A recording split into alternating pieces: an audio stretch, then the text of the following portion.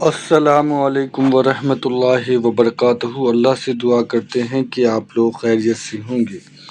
کوکب نورانی کی 10 کہانیاں، ٹاپ 10 بونگیا۔ اور سنیے اس ویڈیو میں جو علی مرزا نے ان لوگوں کی سب باتیں کو سن کر جو جواب دیا ہے اور جس طریقے سے انہوں نے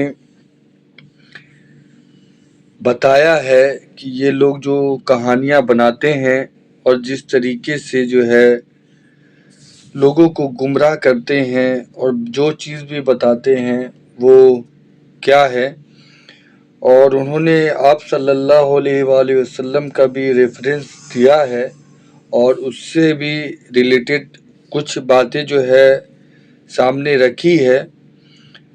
تو اس ویڈیو کو آپ دیکھیں اور دیکھیں کہ یہ کہانیاں کہاں تک صحیح ہے اور ایسی کہانیوں کا کیا معاملہ ہے۔ اللہ ہم سب کو ایسی باتوں سے پرہیز کرے، بچائے، اور اللہ ہم سب کو ہدایت کا راستہ دکھائے، اور جو بھی جانے انجانے میں غلطی ہو اللہ اسے معاف فرمائے۔ آمین ثم آمین۔ آنکھیں اس نے بند کر لی، جلادوں نے اوپر سے پھینک دیا، مگر اس کتنے منٹ لگتے ہیں، کتنے سیکنڈ لگتے ہیں زمین میں آنے۔ اس نے آنکھیں بند کی ہوئی، یوں لگا جیسے کسی نے گود میں لیا ہوا ہے۔ آنکھیں کھولی تو وہ زمین پر صحیح سلامت تھی اور حضرت صاحب سامنے تھے۔ تو مینارے سے چلی اور میں بخارے سے چلا اور نہر والے پل تے آگے مل گئے۔ کہتے ہیں کہ وہ وہاں سے چلے اور مریدنی کو پکڑ کر اتار دیا نیچے، پکڑ کے آرام سے زمین پہ رکھ دیا۔ ہاں پکڑ کے اتارے ہے۔ یاد رکھنا جے نبی علیہ السلام نے کبھی، بخاری میں الفاظ ہیں، اما عائشہ کہتی ہیں نبی علیہ السلام نے کبھی کسی عورت کو نہیں چھوا بیعت کرنے کے لیے بھی، اور تواڈے پیر، اور پھر نام اس طرح لیتے ہیں خواجہ بابوالحق نقشبند۔ حضرت سیدنا خواجہ محمد بہاؤالدین نقشبند رحمت اللہ علیہ۔ اور تسی 50 بھی نال اور رکاب لا دو، سانو ایک رتی برابر فرق نہیں پیندا۔ یعنی آئنسٹائن 70 برس پہلے دنیا کا سب سے بڑا سائنسدان یہودی تھا۔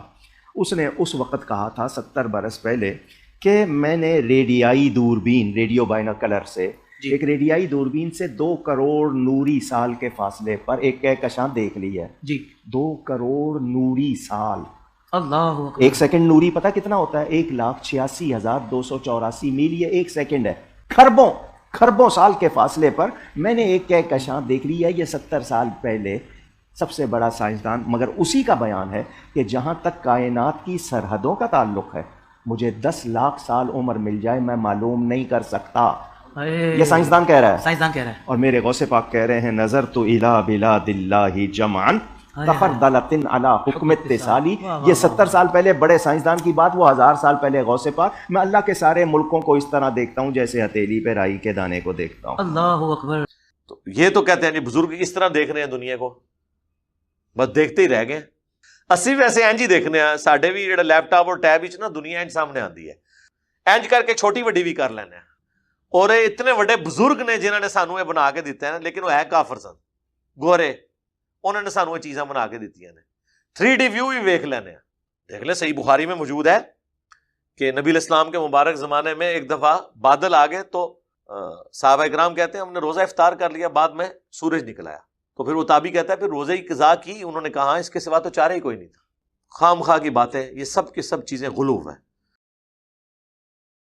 کچھ کم ہی نہیں ہے آستانے پاک کے کتے، زمانہ پل رہا ہے کھا کے ٹکڑا غوث اعظم کا۔ مولا علی کے بارے میں صحیح مسلم میں آتا ہے کہ انہوں نے مرہب کے خلاف رڈس پڑھا تھا کہ میری ماں نے میرا نام حیدر رکھا ہے، میں شیر ہوں۔ تو وہ شیر بہادری کی علامت کے طور پہ استعمال ہوتا ہے تو شیر بھی حرام ہے۔ تو سر شیر کی مثال تو قرآن و حدیث سے ثابت ہے۔ اور میں ایک معصومانہ سا سوال کرتا ہوں، کسی کو کہا جائے شیر کا پتر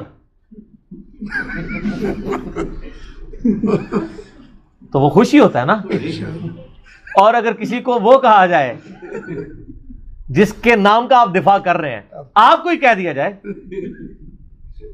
تو میرے خیال آپ کو میری بات کا جواب مل جائے گا۔ یہ نٹوریس مثال ہے۔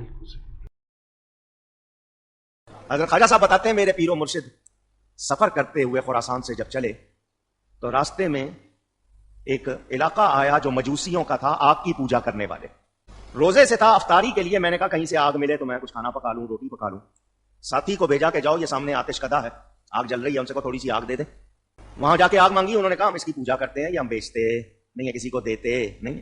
انکار کر دیا. تو حضرت خواجہ عثمان خود اٹھے گئے تو دیکھا کہ ان کے جو بڑے بڑے پادری تھے، ان کے بڑے وہ تخت لگا کے بیٹھے ہوئے، ایک بچہ کم سن وہ بھی تخت پر بیٹھا ہوا، باقی لوگ ارد گرد آگ کے سامنے پوجا کر رہے ہیں.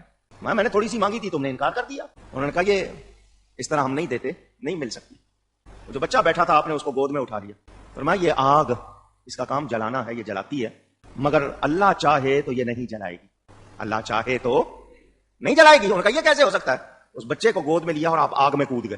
آگ میں اور قرآن کی آیت پڑھی، قلنا یا نار کونی بردم وسلاما علی ابراہیم. جب حضرت ابراہیم کو آگ میں ڈالا گیا تھا تو اللہ فرماتا ہے ہم نے آگ سے کہا ٹھنڈی ہو جا، ابراہیم پر سلامتی والی. یہ آیت پڑھ کے آپ آگ میں کود گئے. جل جائے گا، ہمارا بچہ لے گیا اس کو بھی جلا دے گا. حضرت خواجہ عثمان آدھا گھنٹہ آگ میں رہے، کسی کو نظر نہیں آ رہے تھے، شعلے بھڑک رہے تھے. ان کا یہ گئے جل گئے. وہ سارے ہی پچھتانے لگے کہ بچہ کیوں چلا گیا اس کے ساتھ. آدھا پونا گھنٹہ گزرا، حضرت صاحب بالکل خیریت سے واپس آ گئے. بچہ مسکرا رہا ہے. لوگ حیران کہ آپ کے کپڑے کو کسی دھاگے کو بھی آگ نے چھوا نہیں. انہوں نے بچے سے پوچھا تو ہنس کیوں رہا؟ آگ سے نکلا ہے. اس نے کہا تمہارے سامنے آگ میں گیا تھا، انہوں نے آیت پڑھی تھی قرآن کی، ہم تو باغ میں سیر کر رہے تھے، میں تو جنت دیکھ کے آیا ہوں، میں تو جنت دیکھ کے آیا ہوں اور میں نے کلمہ بھی پڑھ لیا، میں مسلمان ہو گیا ہوں. حضرت صاحب کی یہ کرامت دیکھ کے وہ سارا علاقہ مسلمان ہو گیا. اس طرح کا کوئی کارنامہ آپ بھی کریں نا، کہ آپ کے بزرگان دین جو ہیں وہ نبی الاسلام کے بارے میں گستاخانہ ویڈیوز جو ہیں وہ ڈیلیٹ کروا دیں. IMF کے ساتھ جو ہمارے معاہدے ہیں وہ ڈیلیٹ ہو جائیں. ٹھیک ہے جی، دنیا سے ہر وہ ویڈیو ریکارڈ ڈیلیٹ ہو جائے جس میں ہم نے اتنا قرضہ لے کے کھایا ہوا ہے، موجے لگ جائیں. کرو نا کچھ. شاہ جی کہہ رہے سن راتی جی ساڑھے بزرگان نے جناب وہ کیا کیتا سی شاہ جی؟ ہاں انہوں نے کہا میرا بال لے جاؤ آگ میں نہیں جلے گا. میں کہ شاہ جی میں نے لکھا تھا نا کہ بھئی اوریجنل سید کی نشانی ہم نے سنی ہے جس کو آگ نہیں کھاتی، یعنی وہ سنا کے سننی والی. تو شاہ جی کہہ رہے ہیں، میں کہ شاہ جی تسی تو کنفرم ہونا کریے بسم اللہ. کہتے ہیں نہیں یہ تو اللہ جب چاہے تو کرامت دکھا دے. اللہ دے وہ بندے ہو، اے ایڈا سوکھا کام نہیں ہے. یہ صرف ایک واقعہ رپورٹ ہوا ہے انسانی ہسٹری میں، وہ حضرت ابراہیم علیہ السلام کا ہے. اللہ پہ نہ ڈالیں. قرآن میں ہے وَلَا تَقُولُوا عَلَى اللَّهِ إِلَّا الْحَقِّ، اللہ پہ کوئی ایسی بات نہ کرو مگر وہ جو حق پہ مبنی ہو. اللہ کا چاہنا بھی تو آپ نہیں نہ چاہ سکتے کہ اللہ چاہے تو یہ ہو سکتا ہے. یہ تو بات کی بات ہوگی نا. آپ اللہ کے بارے میں جو کلیم کر رہے ہیں نا، اللہ نے کب چاہا ہے کہ ایسے ہو، تو آپ مثال دیں گے ابراہیم علیہ السلام کی تو وہ ہم مانیں گے. آپ کے بزرگوں کے لیے ہم چاہنا مانیں گے نہیں جب تک وہ چاہ نہ لے. یہ ہم اختلاف. ورنہ دنیا تو بزرگوں سے خالی نہیں ہے نا. جنی میں انت چکی ہے، لے آؤ کوئی بابا اور تسی کہہ دو جی آگے سٹ گیا تے اے ہو گیا جی، اڑ کے پہنچ گئے. کچھ کر کے دکھاؤ نا پھر مانے نا. اون کتے مر گئے جے، لے آؤ نا، ہونی تو ضرورت ہے. اسلامی جمہوریہ پاکستان اس وطن میں ایک تو ہے ملکی حکمران جو بدلتے رہتے ہیں، مگر اس ملک کے روحانی تاجدار اصل بادشاہ میرے داتا صاحب رحمت اللہ تعالی علیہ حضرت سیدنا علی بن عثمان حجویری المعروف سیدنا داتا گنج بخش رضی اللہ تعالی. اچھا، وہ کوکم نورانی صاحب نے اس ویڈیو میں کہا کہ اصل حکمران یہ ہیں، اور آپ خود کہہ رہے ہیں کہ وہ پاکستان کے حکمران ہیں. تو سر اگر پاکستان کے اصلی حکمران وہ ہیں تو پاکستان میں جتنے قرضے چڑھ گئے، پاکستان میں جتنے بم دھماکے ہو رہے ہیں، پاکستان میں جتنی غربت ہے، پاکستان میں جتنی بے روزگاری ہے، ان ساری چیزوں کا پھر جھگڑا ہمیں پولیٹیشنز کے ساتھ کرنے کی بجائے جا کے ہمیں پھر پلے کارڈز ان درباروں کے باہر کھڑے ہو کے اٹھانے چاہیے کہ حضرت کدھر ہیں آپ، حکمرانی کریں نا. چندہ تو ہم امریکہ سے لے رہے ہیں منشیات کو ختم کرنے کا، اور ان کو چندہ دے رہے ہیں اور منشیات بھی وہاں پہ بک رہی ہے. ظاہر ہے وہیں پہ سارے چندے پھینکتے ہیں نا. تو پھر تو ان سے پوچھنا چاہیے کہ جناب آپ کیا ڈیوٹیاں نبھا رہے ہیں. وہ شیر پر سواری کرتے تھے، جہاں بھی کہیں کسی سے ملنے جاتے کہتے میرے شیر کے لیے گائے کا انتظام کرو. تو ان کو ایک گائے دینی پڑتی، وہ شیر کھاتا تھا، وہ گائے کھاتا تھا. وہ غوث پاک سے ملنے آئے، ان کے بارے میں بتایا گیا کہ جی یہ شیر پر سواری کر کے آتے ہیں اور کہہ رہے ہیں کہ جی میرے شیر کے لیے گائے. غوث پاک نے فرمایا گائے دے دو.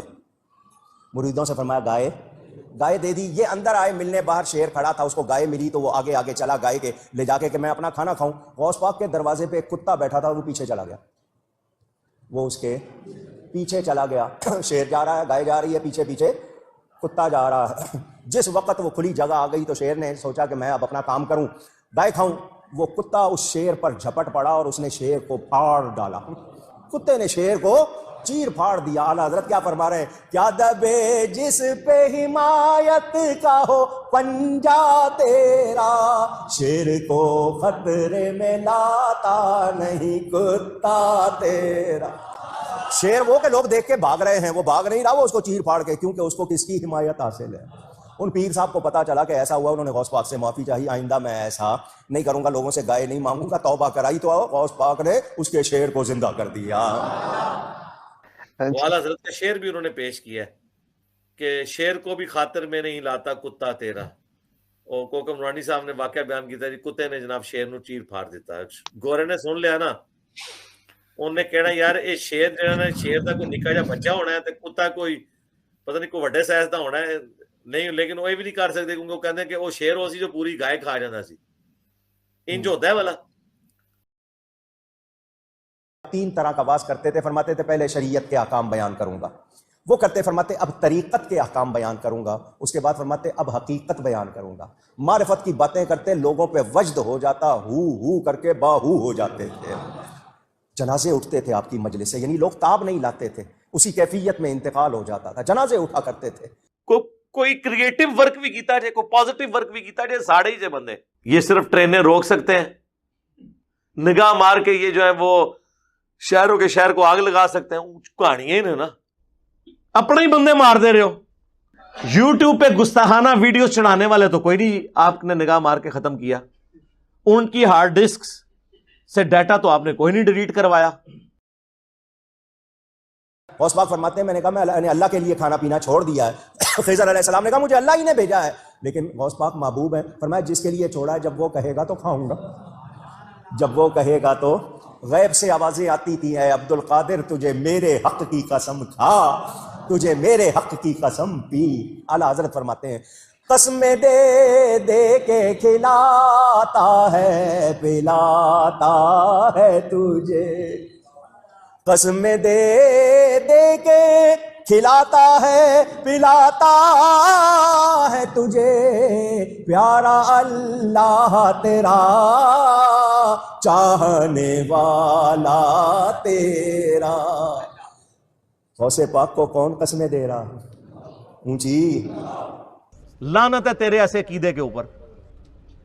کلمہ پڑھ کے مسلمان ہو, بے شرم انسان. یہ میں اپنی ذات کی خاطر نہیں کہہ رہا, یہ تو حضرت عمر ہوتے تو پہلے تو اس کی وہ کرتے نا, پھر اگلی بات اس سے کرتے. یہ عبد القادر اور اللہ کی جو گفتگو ہے اس کا کیا مطلب ہے؟ یہی بات اگر غلام احمد قادیانی کی طرف منسوب کی جائے تو یہ کہتے ہیں کہ وہ دجال ہے. اللہ اور بندے کی گفتگو جب ہو رہی ہے اور وہ بندہ پیغمبر بھی نہیں ہے تو کیا آپ کہنا چاہ رہے ہیں؟ پیغمبر کے دور کا آدمی بھی نہیں ہے, کیا آپ کہیں گے بیچ میں پیغمبر انوالو ہے؟ تو پھر آپ امت کو کیا کہنا چاہ رہے ہیں؟ اور اس بات کا جواب ان کے پاس کوئی نہیں ہوتا. جب آپ ان سے پوچھیں یہ کس موڈ میں گفتگو ہو رہی ہے, خواب بھی نہیں, بیداری میں بیٹھے میں. یار یہ صحابہ کرام کو تو مطلب کچھ پتہ نہیں چلا. یہ ساری کہانیاں آپ نے بعد کے بزرگوں کے بارے میں کلیم کی ہیں. سیدنا غوث اعظم فرماتے ہیں مادر زاد ولی اللہ ہونے کے باوجود فرماتے ہیں میں نے 40 سال عشاء کے وضو سے فجر پڑھی ہے. کتنا عرصہ؟ 40 سال. فرماتے ہیں 15 سال میں نے اس طرح گزارے, عشاء کی نماز کے بعد اپنے حجرے میں جاتا, کھونٹی ایک گاڑی ہوئی تھی دیوار میں, کچھ بھی سمجھ لیں ہک لگایا ہوا, اس کو پکڑ لیتا اور ایک ٹانگ اٹھا لیتا, بسم اللہ الرحمن الرحیم سورہ فاتحہ سے قرآن پڑھنا شروع کرتا اور اٹھائی ہوئی ٹانگ زمین پر اس وقت رکھتا تھا جب پورا قرآن ختم کر لیتا تھا. 15 سال اس طرح گزارے, 25 سال جنگلوں میں, 40 سال عشاء کے وضو سے فجر, اور 15 سال یہ اس درمیان کی باتیں. یہ پاسبلٹی نہیں ہے اس طریقے سے, نہ نبی الاسلام نے اس چیز کی اجازت دی ہے, نہ آپ نے کوئی ایسا معجزہ کر کے دکھایا ہے. ایسی تو کوئی بات نہیں ہے. اس کے الٹ بخاری مسلم میں ملتا ہے کہ تم میں سے کسی کی استطاعت ہے کہ وہ ایک رات میں تہائی قرآن پڑھ دے. صحابہ نے کہا کہ کون اس کی استطاعت رکھے گا؟ تو آپ نے فرمایا سورہ اخلاص پڑھ لو, یہ تہائی قرآن کے برابر ہے. تو وہاں تو کسی صحابی نے نہیں کہا کہ ایک ٹانگ پہ 15 سپارے پڑھنے ہیں بعد میں اور دوسری ٹانگ پہ 15 سپارے پڑھنے.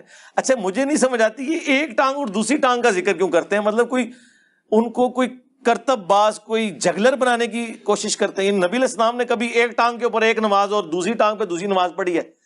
اچھا لوگ کس طرح فخر سے اسے بیان کر رہے ہوتے ہیں، 15 سپارے ایک لت اتے اور 15 ایک اتے پڑھے. یار بھائی دو لتاں استعمال کرو، کسی نے منع کیتا ہے؟ بلکہ جو بیان کر رہے ہیں نا انہیں کہ آپ سے ہم سپارے نہیں ڈیمانڈ کرتے، یہ ایک سپارہ پڑھنے میں آدھا گھنٹہ لگتا ہے، تو 15 پارے آلموسٹ 7.5 گھنٹے بنے. 7 گھنٹے تو پہلے ایک لاتے کھلو کے 10 نہ منو، خالی نہیں کھڑا ہوا جاتا. اور یہ کون سی سنت ہے؟ یہ ضرور سنت ہے کہ نبی علیہ السلام اگر قیام کے دوران تھک جاتے تو ایک ٹانگ پہ تھوڑا وزن ڈال دیتے، یہ نہیں کہ دوسری ٹانگ اٹھا لیتے تھے. نماز کا ایک پروٹوکول ہے، آپ نے اللہ کے سامنے اس طریقے سے کھڑا ہونا ہے کہ اس کا پروٹوکول ہو. یہ کون سا تماشا کہ لات چکی ہے؟ ایک لات اٹھا کے، ایک لات چک کے تو بندہ کھڑا بھی نہیں ہو سکتا. ہاں جس کی 4 ٹانگیں ہیں نا وہ کھڑا ہو سکتا ہے 3 ٹانگوں پہ. بخاری مسلم دونوں میں حدیث ہے، نبی علیہ السلام ایک دفعہ گھر میں داخل ہوئے تو آپ نے ایک رسی لٹکی ہوئی دیکھی.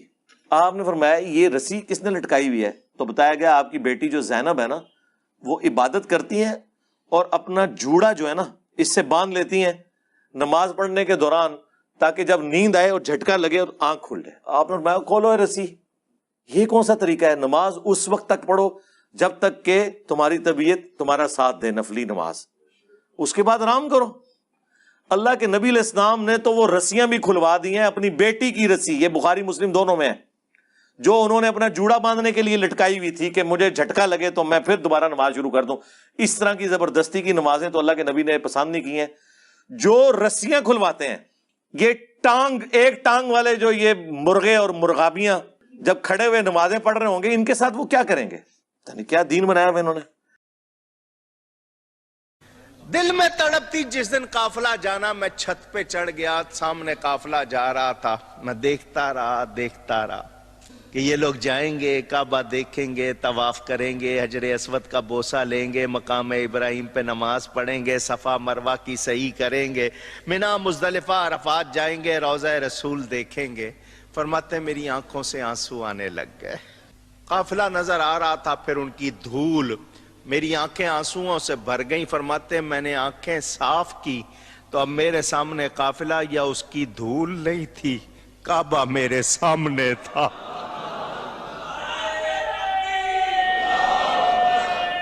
اللہ نے گویا کیا فرمایا؟ تو عبد القادر ہے، میں القادر. القادر کے معنی جو سب کچھ کر سکتا ہے. تو عبد القادر ہے، میں القادر ہوں. تو نے آنا چاہا، ماں نے آنے نہیں دیا، مگر تو پیارا ہے، تو نے خواہش کی ہے.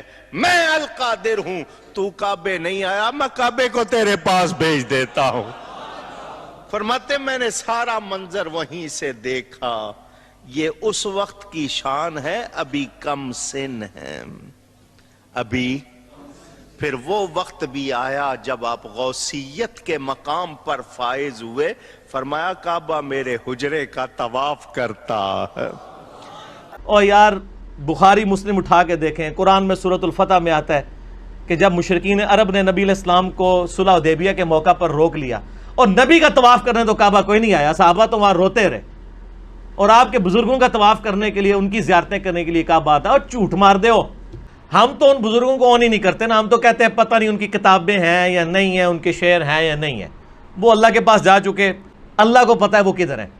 ٹھیک ہے جی، اگر اچھے مال کیے تو اللہ کی جنتوں میں ہوں گے، برے کیے ہوئے تو اللہ تعالیٰ ان کے ساتھ معاملہ کرنے والا ہے. ہمیں تو کوئی لینا دینا نہیں ان کے ساتھ.